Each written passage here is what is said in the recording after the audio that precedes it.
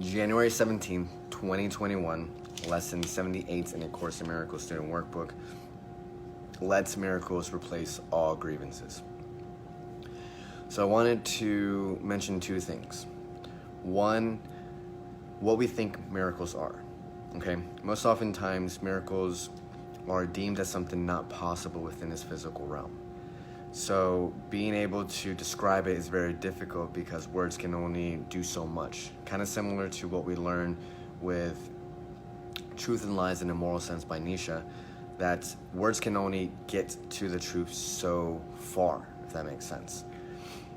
However, they do allow us to have the vehicle to reach truth and experience it. So kind of similar to how we experience truth, we experience miracles. An example of miracles are these old ladies lifting up cars. The potential of the strength of being able to lift that car is within that individual. And that's when reality is meeting potentiality, because the circumstances allow them to access that power. And that's only because of the mental blocks that our mind or body or even heart has created within ourselves because of our experiences within the world.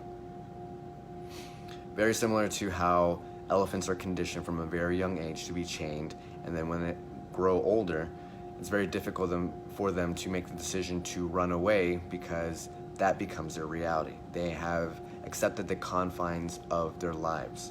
And that's what most people do, because the block is what keeps them safe in essence.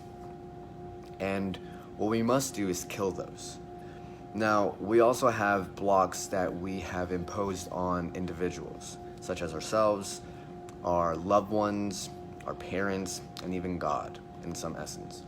And what this lesson is trying to teach you is to let go of these grievances, right? To set them aside, right? Anything that has to do with your fear, hate, love, needing to please, even though they may be demanding or irritating, right? Anything you hold against these individuals, yourself, others, the world, God, and the faults, the difficulties, and even the hurts, right? These are your grievances. These are your stories that you have created because they create the identity that you have constructed for your own survival, if that makes sense. Kind of similar to the belief that if the elephant escapes, then he'll be hurt or he'll die.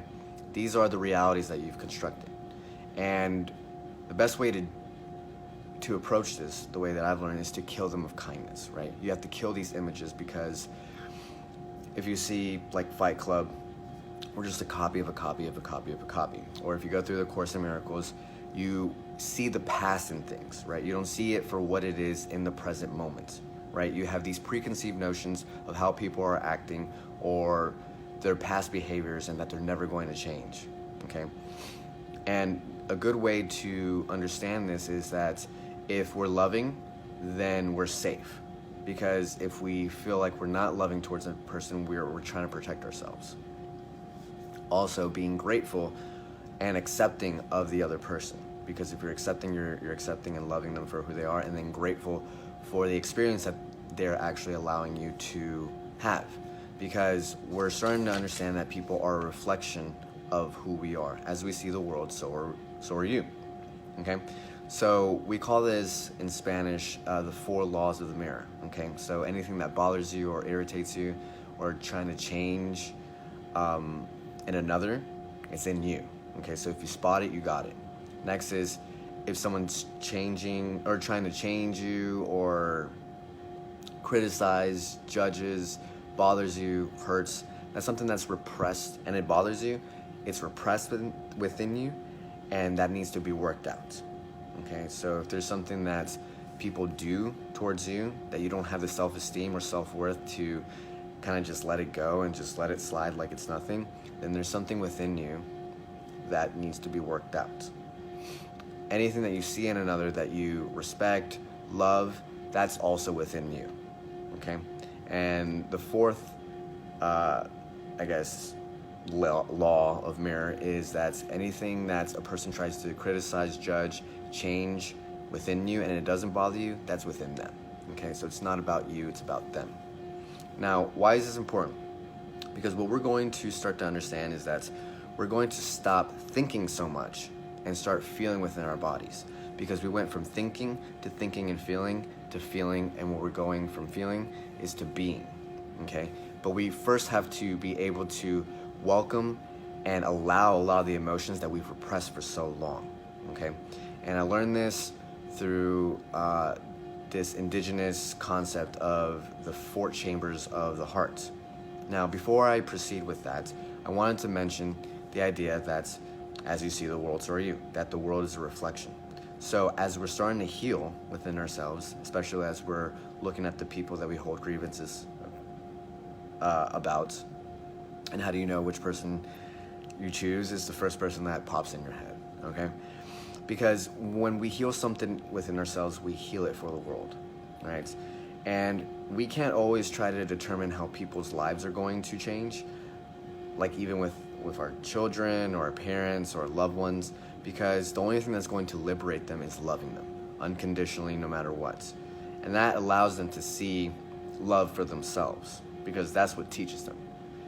And it's very hard to keep loving when they don't see it, but they will eventually, because it's all a process of maturing, right? So maturing is evolution, and evolution is basically inevitable. So as the world is unfolding, so are you.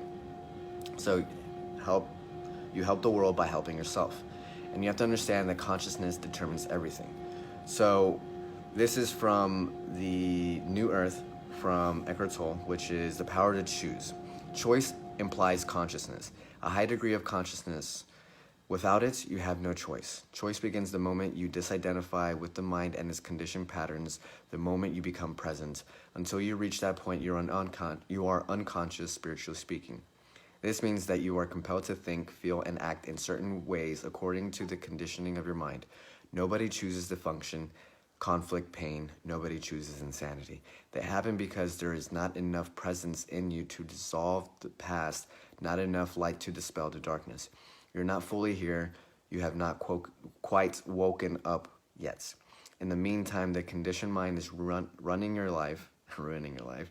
Similarly, if you are one of the many people who have issues with their parents, if you still harbor resentment about something they did or did not do, then you still believe they had a choice, that they could have acted differently. It always looks as if people had a choice, but that is an illusion, as long as your mind with its conditioned patterns runs your life. Okay? So again, we're looking at the power of choice, because when we need to do something or have to do something because someone told us, we're not coming from choice. And it usually won't be until you start to unveil a lot of this and start to let go of a lot of things. Because, again, these individuals are not aware, okay? Forgive them for they not know what they do. And as you are higher, okay, in your higher self, you start seeing the perfection of things.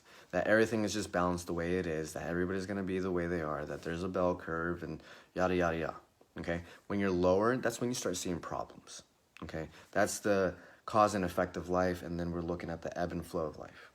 Because people want them to see things the way they are seeing it, okay? And they'll tell you that they're wrong. And just like I had that example with the guy in my lift, he wanted to keep arguing, even though like I felt within myself to want to argue, but I knew that the better choice was to just be quiet and just let him just run his program. And why is this important? Because it's not about how much you recognize the problem that makes you unselfish, it's how much you love that makes you unselfish. Because, of course, you'll also have some form of maybe attachment or aversion to being the problem or being the cause of the problem, because that is your lack of self-love. And the amount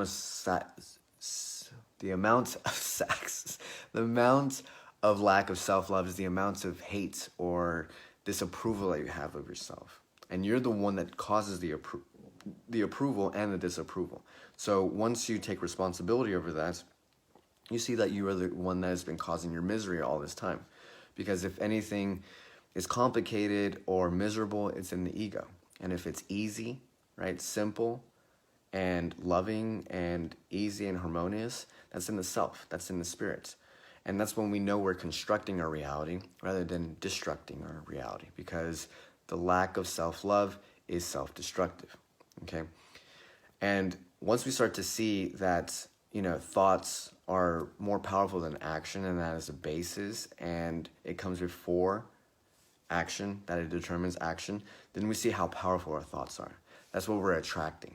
That's what we're believing. And that's what we're also creating inside of our feelings, because once we start to understand that our feelings also determine the frequency that is emanating out, just like our heart expands the electromagnetic waves as it's loving, and then constricts and then closes when it's fearful, then we see how powerful it is in every single moment that we're experiencing life. So I will end it with the 4 chambers of the heart, which are an open, strong, clear, and full heart, okay? And as you're seeing yourself with these 4 mirrors, right, you're practicing being able to have an open heart, right? That you have nothing to hide, right? That you can share feelings and ideas and intentions without prejudice, and this breeds trust. And the opposite of an open heart is a closed heart, okay? Because a closed heart doesn't allow you to forgive. And that's what we're trying to do. We're trying to forgive these individuals because that's the essence of our spirits, okay? Next is strong heart, right? And the opposite of a strong heart is a weak heart. And most oftentimes when we have a weak heart, we avoid conflict, right? We don't have the courage to speak or stand up. With strong hearts, we take action, and because we are living through the strength of our integrity, people trust us, right? They trust people, and that's what true leadership is. Next, we're looking at a clear heart, and that allows us to see and understand. And as we learn, the more we understand, the more we practice love, the more we can love and feel love, okay? So this also reflects our mind, as we learned that thoughts is more powerful than action. Then we're starting to see that actions speak louder than words. And we learned that words try to get us close to truth as much as possible. So now we're allowing miracles to replace all grievances, because now we're starting to clear our mind, clean ourselves, right? And that means that we have a clear heart as well, okay? That means that we can communicate effectively without letting our words dictate or allow us to lose control, okay? And then we have the full heart, okay? And this is the vitality that we have, the enthusiasm. You see very charismatic individuals that have this vitality or this energy about them that's very contagious, right? Enthusiasm in all our activities, the gusto, right? The joy of life. And the opposite of that is half heart, and even a cold heart. When you have individuals that have closed themselves so much that they're relying or resorting to violence, right? And it's very sad to see this within the world, because we have so much potential to, again, heal ourselves and heal the world, right? See the change that you want to be the change that you want to see in the world.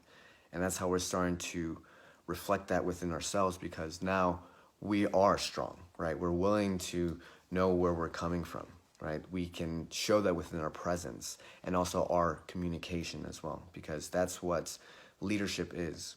That's what being able to move in the world with ease, because now we know who we are. And that's how we're allowing others to perceive us, because as we see the world, so are we. And we don't have to worry about what others think, because now we know that we're attracting the right things, because we're putting the right intentions out in the world.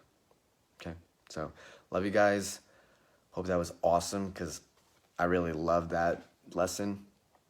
And it took me a while to kind of just form my thoughts for it, but I think it's so important, especially as you're starting to move in the world with such an open heart, because if it's not open, then it's closed, and if it's closed, then you're closed-minded, and that means you're closed to the world. So, peace.